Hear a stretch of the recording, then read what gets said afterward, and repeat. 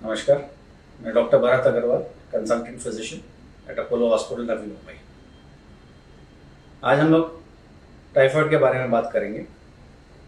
हालांकि इस वक्त सीजन में कोरोना वायरस के बारे में सबसे ज़्यादा बातें हो रही हैं, लेकिन बाकी बीमारियां भी हैं और उनको नज़रअंदाज कर नहीं सकते हैं। टाइफाइड एक बहुत पुरानी, हर साल देखी हुई बीमारी है। सबने उसके बारे में सुना है, थोड़ा बहुत पढ़ा है, जानकारी भी है। उसके बारे में यही है कि ज़्यादातर ये खराब पानी और खराब खाने की वजह से ट्रांसमिट होता है, जिसको हम लोग फीको ओरल ट्रांसमिशन बोलते हैं। इट इन्फेक्ट्स द इंटेस्टाइन, ज़्यादातर आंतों को इन्फेक्ट करता है।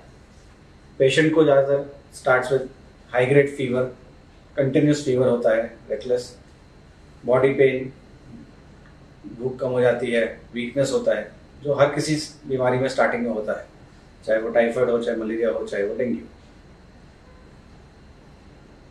कुछ लोगों को स्टार्टिंग में स्टूल्स में परेशानी होती है, लूज मोशंस हो जाता है, पेट में दर्द होता है, वॉमिटिंग होती है। टाइफाइड बहुत क्योरेबल है, ट्रीटेबल है, बट एंटीबायोटिक सही समय पे लेना जरूरी है। And duration of antibiotic treatment बहुत इंपॉर्टेंट है इसमें, नहीं तो ये रिलैप्स भी होता है और कुछ लोग टाइफाइड के कैरियर बन जाते हैं, जिसको लोग टाइफाइड मेरी बोलते हैं। टाइफाइड में कुछ टेस्ट होते हैं जो करने पड़ते हैं स्टार्टिंग में टू डायग्नोज टाइफाइड।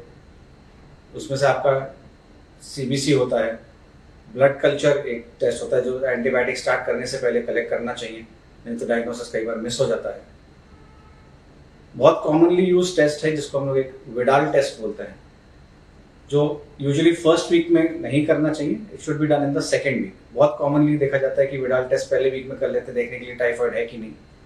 ये टेस्ट का एक फैलेसी है कि कई बार वो पॉजिटिव रहता है और बना ही रहता है पॉजिटिव, क्योंकि उसमें टाइटर्स बनते हैं। सो टाइफाइड में विडाल टेस्ट का रोल जो है वो सेकेंड वीक में आता है, फर्स्ट वीक में नहीं आता है। थर्ड टेस्ट जो टाइफाइड में हम लोग आजकल यूज करते हैं, जिसको हम लोग टाइफी.IgM बोलते हैं या टाइफी-IgM बोलते हैं, जो एंटीजन एंटीबॉडी डिपेंडेंट टेस्ट है, जिसकी सेंसिटिविटी मतलब ability to pick up typhoid is better. Fever जो है टाइफाइड का, जो कई बार कंटिन्यूस चलता है, कभी कभी बेसलाइन टच करता है, दिस फीवर एंटीबायोटिक स्टार्ट करने के बावजूद भी 5 से 6 दिन चल सकता है, अप टू 1 वीक। तो अगर आप हॉस्पिटलाइज भी हुए हैं तो जरूरी नहीं कि फीवर 2 दिन में पूरी तरह चला जाए, एंटीबायोटिक स्टार्ट करने के बावजूद 5 से 6 दिन चल सकता है। अलग अलग प्रकार की एंटीबायोटिक्स यूज होती हैं जो आपके फिजिशियंस आपको बताएंगे, जो ट्रीटिंग फिजिशियन है, when you report to them. हर किसी को एडमिट होना जरूरी नहीं होता है टाइफाइड में।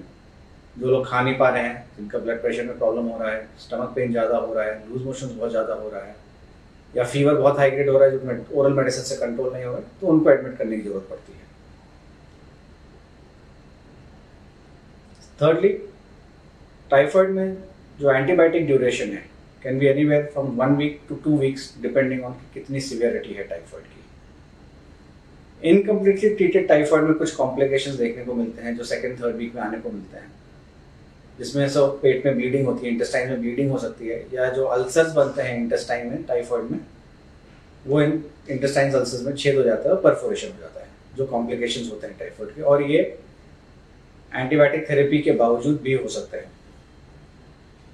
कभी कभी ड्रग रेजिस्टेंट टाइफाइड भी देखने को मिलता है, जिसमें ब्लड कल्चर में ग्रोथ आती है, लेकिन जो साधारण जो नॉर्मल एंटीबायोटिक्स हम लोग यूज करते हैं उसको वो जंतु है उसमें रेजिस्टेंस हो जाता है, तो उसमें you need to go higher antibiotics. लेकिन हर पेशेंट को सीधा हायर एंटीबायोटिक्स पे ही चालू करना ऐसा बिल्कुल भी जरूरी नहीं तो रेजिस्टेंस पैटर्न जल्दी आने लगता है। इसमें बहुत पेशेंस भी लगता है, patient has to have a lot of patience for recovery and it takes time. Antibiotic duration अगर कम किया, इनकम्प्लीट डोजेस लिए, तो रेजिस्टेंस पैटर्न ज़्यादा बनता है एंड आगे जाके टाइफाइड रिलैप्स भी होता है और रेकर भी होता है। विडाल पॉजिटिविटी, हर बार आप ब्लड टेस्ट फीवर हुआ विडाल टेस्ट कराएंगे और हर बार वो पॉजिटिव आएगा, इसका मतलब ये नहीं है कि आपको हमेशा टाइफाइड ही हो रहा है।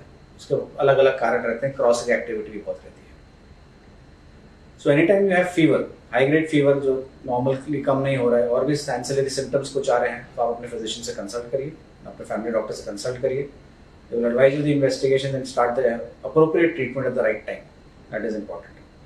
दूसरा चीज़ आता है कि खाने पीने में कुछ चेंजेस होते हैं कि नहीं टाइफाइड में, तो वैसे भी एपेटाइट कम रहती है, so keep the food very light, not spicy, not oily.